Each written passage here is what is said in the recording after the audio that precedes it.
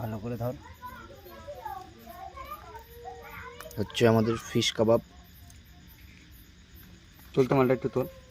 না না কিছু করতে তোল হবে একটু, কয়লাগুলো না হয়।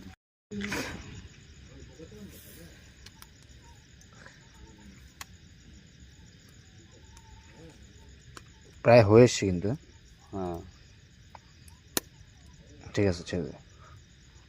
মালটা একটু হতো ভাড়া বড়টা।